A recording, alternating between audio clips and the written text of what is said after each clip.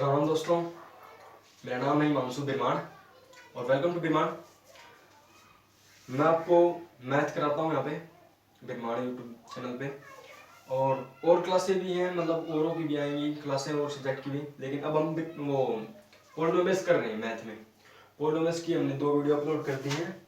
आज हम पोलिनोमियल को आगे पढ़ेंगे। पिछली वीडियो में हमने पोलिनोमियल्स के बारे में कुछ कुछ जान लिया था, जैसे पोलिनोमियल्स क्या होते हैं, पोलिनोमियल्स में टर्म्स क्या क्या होती हैं, वेरिएबल होता है, कांस्टेंट होता है। पोलिनोमियल्स की टर्म्स के बारे में पढ़ लिया था, पोलिनोमियल क्या होता है उसके बारे में पढ़ लिया था। और हमने एक और टॉपिक पढ़ लिया था, पोलिनोमियल्स के टाइप्स। पोलिनोमियल्स के टाइप्स क्या क्या होते हैं उनके बारे में हमने पढ़ लिया था। मोनोमियल, बाइनोमियल, ट्राइनोमियल, जो पोलिनोमियल्स के टाइप्स हैं उनके बारे में हमने पढ़ लिया था। पोलिनोमियल क्या होता है उसके बारे में हमने पढ़ लिया था। और पोलिनोमियल्स की टर्म्स क्या होती हैं, वेरिएबल और कांस्टेंट, उनके बारे में हमने पढ़ लिया था। आपने अगर वो वीडियो देख ली है तो देख लीजिए, और अगर आपको आते हैं तो आप इस वीडियो से कंटिन्यू कर सकते हैं। इसमें हम पोलिनोमियल के बारे में आगे पढ़ेंगे। इसमें हम पढ़ेंगे पोलिनोमियल्स को सोल्व कैसे करते हैं। जैसे पोलिनोमियल्स की जीरोज होती हैं, जीरोज ऑफ पोलिनोमियल्स, उसके बारे में सीखेंगे। सबसे पहले हम जीरोज ऑफ पोलिनोमियल्स क्या होती हैं, उसके बाद हम कैसे जीरोज निकालते हैं उसके बारे में पढ़ेंगे। और अगली वीडियो में हम पोलिनोमियल्स की जीरोज के बीच में रिलेशंस क्या होती हैं उनके बारे में पढ़ेंगे। पोलिनोमियल्स को हम पूरा तसल्ली से अच्छे से करेंगे, ठीक है। तो आप मेरे साथ शुरू कीजिए पोलिनोमियल्स, ठीक है। तो हम शुरू करते हैं पोलिनोमियल्स।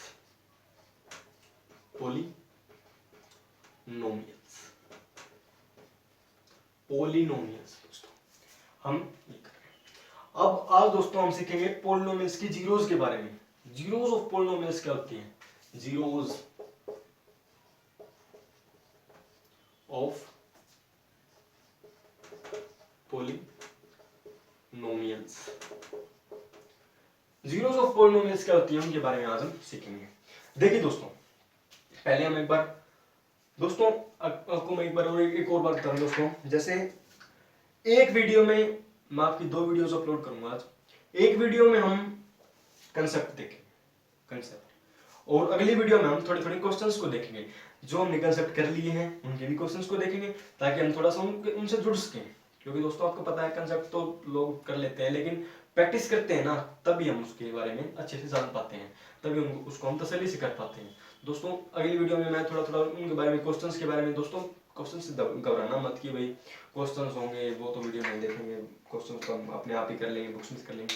दोस्तों क्वेश्चंस अगर आप मेरे साथ समझोगे ना तो उससे आपका टॉपिक थोड़ा सा और बेटर हो जाएगा। क्योंकि हम पहले कॉन्सेप्ट कर लेते हैं, उसके बारे में जब क्वेश्चन कर उसके जब हम न्यूमेरिकल्स करते हैं तो वो हमारा पक्का हो जाता है, और हमें हर एक टॉपिक पक्का ही करना है, ठीक है दोस्तों। तो हम इसमें तो कॉन्सेप्ट ही करेंगे। अगली वीडियो में हम क्वेश्चंस भी करेंगे, क्वेश्चंस ही करेंगे, क्वेश्चन भी नहीं, क्वेश्चंस ही करेंगे। तो दोस्तों देखिए जीरोस ऑफ पोलिनोमियल्स क्या होते हैं। दोस्तों देखिए, मान लो कोई पोलिनोमियल है x square plus 2x plus 3। दोस्तों अब हम एक बार एक और चीज सीख लेते हैं पुराने टॉपिक से रिलेटेड। ये पोलिनोमियल है, ये क्या है, बाइनोमियल, ट्राइनोमियल, मोनोमियल, कौन सा है, कौन सा टाइप है ये पोलिनोमियल का। दोस्तों इसमें टर्म्स कितनी हैं, 1 2 3। इसमें 3 टर्म्स हैं, एक x स्क्वायर, एक 2x और एक 3 टर्म्स हैं। तो ये ट्राइनोमियल है, ठीक है। तो ये ट्राइनोमियल है, ट्राइनोमियल पोलिनोमियल है, यानी पोलिनोमियल का पार्ट जो है वो ट्राइनोमियल है। तो देखिए दोस्तों, अब हम जीरोस पे आते हैं। ये जो पोलिनोमियल हमें दे रखा है, इसकी जीरोस क्या होंगी, इसकी जीरोस दोस्तों वे होंगी, यानी कि इसमें जो वेरिएबल है ना, इसमें जो वेरिएबल टर्म है, यानी कि वेरिएबल टर्म क्या है इसमें, x। दोस्तों अब मैं आपसे एक और क्वेश्चन पूछता हूं, इसमें वेरिएबल टर्म्स कितनी है, इसमें वेरिएबल टर्म्स कितनी, सोचिए एक बार। आप में से कईयों को पता होगा तो अलग बात है, नहीं तो कई सोचते होंगे, छोटी क्लास के बच्चे हैं, वो सोचते होंगे कि इसमें वेरिएबल 2 हैं, एक x और एक x स्क्वायर। दोस्तों आप गलत सोच रहे हैं, क्योंकि इसमें वेरिएबल सिर्फ एक ही है, इसमें वेरिएबल सिर्फ x है। क्योंकि x वेरी कर सकता है, x अगर वेरी करेगा तो x स्क्वायर तो अपने आप ही वेरी करेगा ना, वो तो इसके साथ ही वेरी करेगा। अगर x वेरी करेगा, x की वैल्यू कुछ होगी तो x स्क्वायर की वैल्यू तो उसके अनुसार ही बदलेगी ना, उसकी वैल्यू अलग से तो नहीं बदलेगी। हम दोनों जगह x की वैल्यू एक ही पुट कर सकते हैं ना, ठीक है दोस्तों, तो इसमें वेरिएबल सिर्फ एक है, ये पॉलिनोमियल इन वन वेरिएबल ही है। ठीक है दोस्तों, लगभग हम अभी तो यही सीखेंगे, इक्वेशन भी बोल देते हैं पॉलिनोमियल को, इक्वेशन इन वन वेरिएबल ही। तो दोस्तों हम जीरोस की बात करते हैं। जीरो वो होती हैं एक्स की वो वैल्यूज, यानी कि वेरिएबल की वो वैल्यूज जो अगर हम पॉलिनोमियल में पुट कर दें तो वो जीरो हो जाए। एक्स की वो वैल्यूज जिसको अगर हम पॉलिनोमियल में पुट कर दें तो वो क्या हो जाए, वो जीरो हो जाए, वो जीरो। ठीक है दोस्तों, तो आपको क्लियर होगी जीरो की डेफिनेशन, यानी कि x की, इसमें तो x है वेरिएबल, किसी में y भी हो सकता है, कोई ये भी हो सकता है, मान लो y square plus 6x plus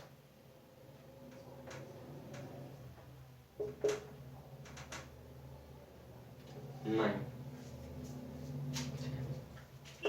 y में भी हो सकता है, सॉरी इसमें x लिख दिया भाई, सॉरी ये तो इक्वेशन इन टू वेरिएबल होगा, पॉलिनोमियल इन टू वेरिएबल होगा, हमें तो एक वेरिएबल के करने हैं। तो 6y y square plus 6y plus 9, मान लो ये क्या होता है, इसमें y है इसमें x है, कोई फर्क नहीं है ना। तो इसमें क्या हो जाएगा, zeros of this polynomial is the values of y which we put in this polynomial, the polynomial will be 0, इसकी वैल्यू पूरे की 0 हो जाएगी। ठीक दोस्तों, यानी कि y की यानी वेरिएबल की मैं वो वैल्यू, कौन सी वैल्यू पुट करूं कि वो इसमें पुट कर दूं तो ये 0 हो जाए, तो वही होता है दोस्तों जीरोस ऑफ पॉलिनोमियल। पॉलिनोमियल की जीरो वही होती हैं जो अगर हम पॉलिनोमियल में पुट करते हैं, जिनकी वैल्यू अगर हम पॉलिनोमियल में पुट करते हैं तो पॉलिनोमियल पूरा 0 हो जाए। ठीक दोस्तों, अब हम सीखते हैं पॉलिनोमियल की जीरोस निकालने कैसे। दोस्तों इसके मेथड बहुत ज्यादा होते हैं, वो हम धीरे धीरे आगे आगे पढ़ेंगे, पहले हम बेसिक से करते हैं, बेसिक मेथड दोस्तों स्प्लिटिंग द मिडिल टर्म होता है, splitting the middle term method. दोस्तों अगला टॉपिक अगर हम देखें तो वो है, पहले आपने वो लिख लिया था, मैंने गलती से रफ कर दिया, अगर वो तो एग्जांपल ही था, वैसे टॉपिक तो समझना है इसमें क्या लिखना है भाई, जीरोस ऑफ पॉलिनोमियल का पता होना चाहिए कि वेरिएबल की वो वैल्यू जो अगर हम पॉलिनोमियल में पुट कर दें तो वो 0 हो जाए। ये तो याद करने की बात, लिखने की तो कोई है नहीं, बाकी आप याद करके लिख भी सकते हो। अगला हम टॉपिक करते हैं value, find value of zeros of polynomial, find the value of zeros of polynomial. तो वो हम निकालना हम सीखेंगे दोस्तों। दूसरा दोस्तों देखिए, हम अभी तो एक ही मेथड सीखेंगे, आगे और भी मेथड होते हैं, इसके बहुत मेथड होते हैं, वो बाद में सीख लेंगे, लेकिन पहले हम बेसिक चीज सीखते हैं, बाद में सीखेंगे, सब सीखेंगे, जड़ तक जाएंगे, लेकिन पहले हम बेसिक करेंगे ताकि हमें बेसिक नॉलेज हर एक चीज की हो जाए, बाद में हम उसका जड़ तक भी जाएंगे, सारे मेथड देखेंगे, कोई दिक्कत नहीं दोस्तों। तो अब हम देखते हैं स्प्लिटिंग मिडल टर्म मेथड। दोस्तों मिडिल टर्म मेथड को स्प्लिट करने वाला हम देखते हैं, इसका मेथड, मिडिल टर्म को स्प्लिट करने वाला मेथड सीखते हैं हम दोस्तों। देखिए जैसे मैंने एक एग्जांपल दिया था आपको, y square plus 6x plus 9, ये मान लो हमने एक पॉलिनोमियल एग्जांपल के तौर पर ले लिया। इसकी जीरो कैसे फाइंड करें, मिडिल टर्म, यानी कि मिडिल टर्म क्या है 6x, इसको स्प्लिट कर लो, मिडिल टर्म को स्प्लिट कर लो, वो मेथड है ये। ठीक है, इसको कैसे स्प्लिट करें दोस्तों, देखें, इसको देख लीजिए और इसको देख लीजिए। ठीक दोस्तों, जो बीच वाला है ना 6x, यानी 6 ही मान लो, और ये है, इन दोनों को देख लो, ये बीच वाला है ना, यानी कि हमें ऐसे दो अंक देखने हैं, ऐसे दो नंबर्स देखने हैं जिनका सम तो आए ये 6, यानी कि बीच वाला, और उनकी मल्टीप्लाई यानी उनकी गुणा आए ये 9, जो आगे वाली थर्ड टर्म है वो। ठीक है दोस्तों, जैसे कि बीच वाला, अब देखिए, अब आप सोचोगे सर ऐसे तो बहुत ज्यादा वो हो जाएंगे, मतलब कोई भी, अब मान लो ये तो एग्जांपल है इसका 6 का, तो हम देख सकते हैं क्योंकि ये तो आसान सा है, लेकिन अगर कोई और आ जाए तो उसका कैसे देखेंगे, तो उसका एक छोटा सा आपको मैं तरीका बताता हूँ, ये है ना, इस फैक्टर कर लीजिए, इसके फैक्टर निकाले, इसके निकाले, सॉरी, हम 9 के फैक्टर कर देंगे, 3 3 जा 9 और 3 1 जा 3, यानी इसके फैक्टर्स क्या आ गए 3 और 3, 3 3 जा 9 यानी 9 और 3 3 जा 9 मल्टीप्लाई तो 9 आ गई। लेकिन अब हम ये देखते हैं कि क्या जोड़ भी नहीं कहा 9 6 आता है, 3 और 3 6, जोड़ भी 6 आ गया और मल्टीप्लाई भी 9 आ गई, यानी कि भाई हमारे पास एक अंक हो गया 3 और दूसरा अंक हो गया 3, ये दो अंक हमने ले लिए। ठीक है दोस्तों, अब इनको पुट कर दीजिए, इसको स्प्लिट करना है तो इसकी जगह ये दो अंक जो हमने माने ये लिखने हैं, जैसे वाई स्क्वायर प्लस दो अंक 3 और 3 है तो 3x प्लस 3x। दोस्तों 3 3 दोनों प्लस के हैं इसीलिए मैंने यहाँ पे प्लस लगाया है, अगर ये माइनस प्लस के होंगे तो हम अलग से करेंगे इनको। ठीक है दोस्तों, तो और ये 9 का 9, इसको नहीं तोड़ना है, इसको तोड़ना है, स्प्लिटिंग द मिडिल टर्म यानी कि सिर्फ मिडिल टर्म को तोड़ना है। 3 और 3 6 और 3 3 9। ठीक है दोस्तों, अब हम आगे इसको सोल्व करते हैं। अब देखिए दोस्तों, फिर से गलती हो गई, यहाँ पे y आएगा, ये पॉलिनोमियल इन वन वेरिएबल है तो y ही आएगा।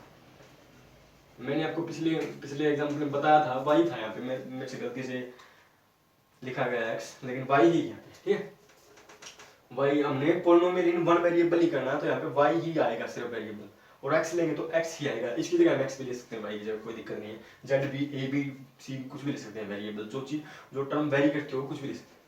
देखिए दोस्तों, ये दो देख लो पहले, ये दो वाई स्क्वायर और y, इन दोनों में से कॉमन क्या आ रहा है, इन दोनों में से कॉमन क्या आ रहा है, y कॉमन आ रहा है, एक तो y कॉमन ले लो, और कुछ कॉमन आ रहा है y स्क्वायर में से और 3y में से नहीं आ रहा, तो y ले सकते हैं, y स्क्वायर में से y कॉमन लिया तो बच गया y प्लस 3y में से y कॉमन लिया तो बच गया 3, 3y में से y कॉमन लिया बच गया 3, y स्क्वायर में से y कॉमन लिया बच गया y प्लस, इसमें से क्या कॉमन लो, अब देखो हमें ऐसी चीज कॉमन लेनी है कि अंदर वाला यही बन जाए ताकि हम इन दोनों को सेम ले सकें। देखिए इसमें से अगर मैं 3 कॉमन ले तो अंदर क्या बचेगा y प्लस 3 3 जा 9 तो y प्लस 3 बन जाएगा, 3 3 जा 9।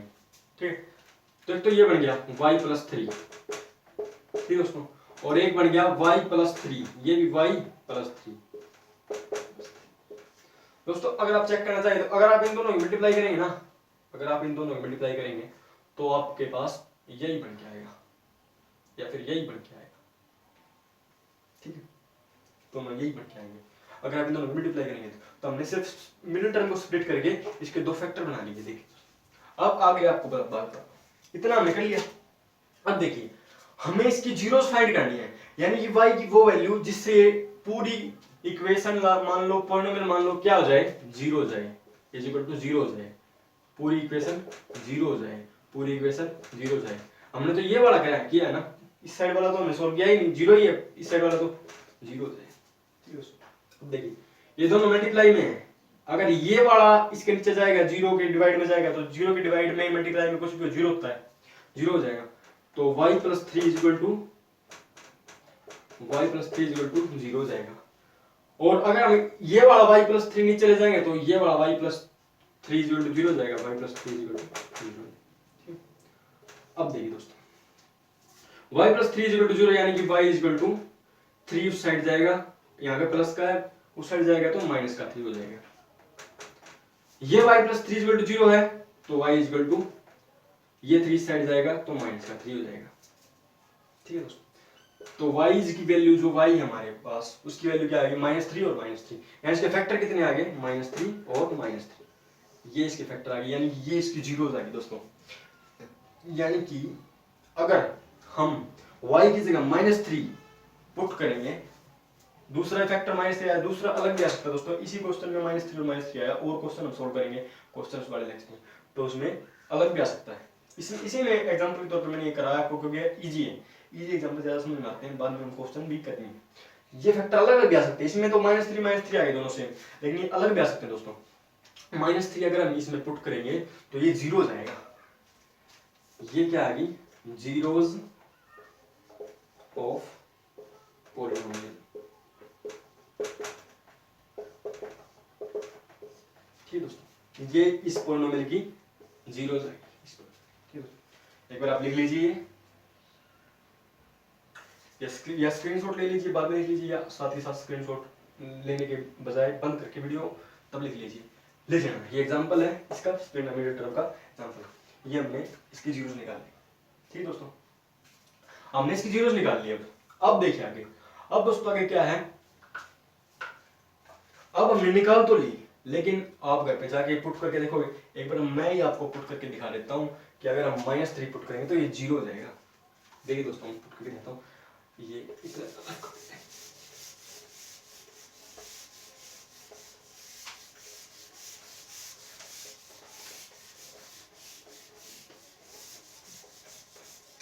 देखिए दोस्तों, ये -3 और -3 यानी कि पहला फैक्टर, पहला जो हमारा इसका जीरो आई है वो भी -3 आई है, दूसरी जीरो आई वो भी -3 आई है, यानी हम -3 पुट करके देख लेते हैं। बाकी दो भी आएंगे, दो भी आ सकती हैं, कभी कभी आती हैं, ये बराबर तो नहीं, तो अलग अलग आती दोनों, वो दोनों पुट करेंगे तो जीरो हो जाएगा।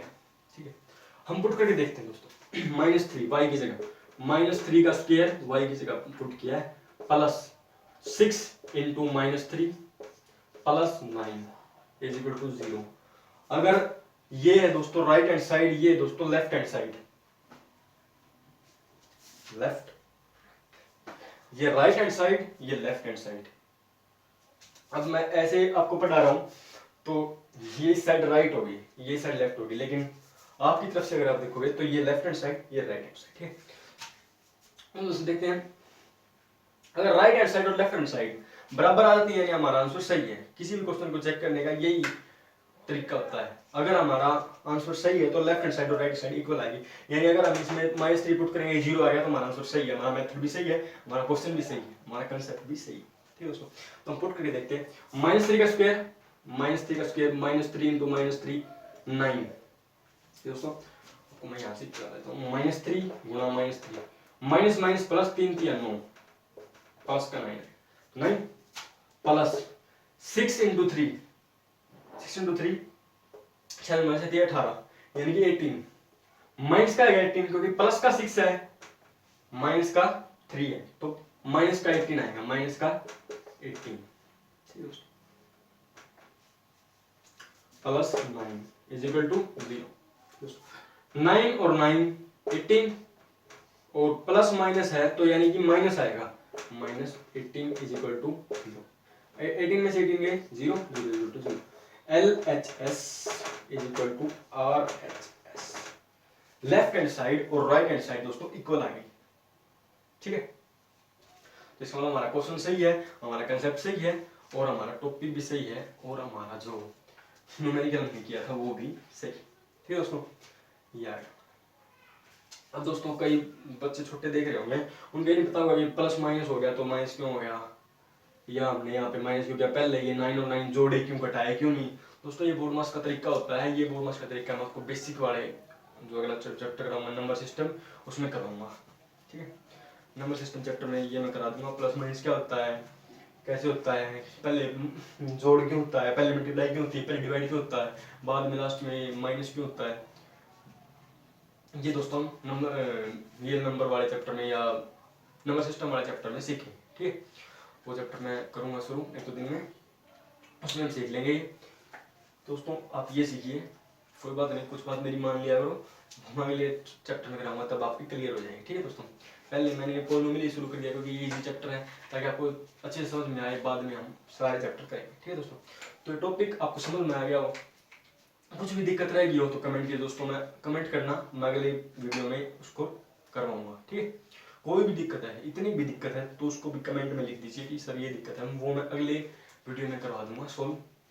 अगली वीडियो में, इससे जो अगली वीडियो होगी उसमें हम इनके जो कॉन्सेप्ट हमने करा दिए हैं इनके न्यूमेरिकल्स के बारे में सीखेंगे, ताकि हमारा कॉन्सेप्ट पक्का हो जाए और बाद में हम अगला टॉपिक, अगला कंसेप्ट करेंगे। थैंक यू दोस्तों।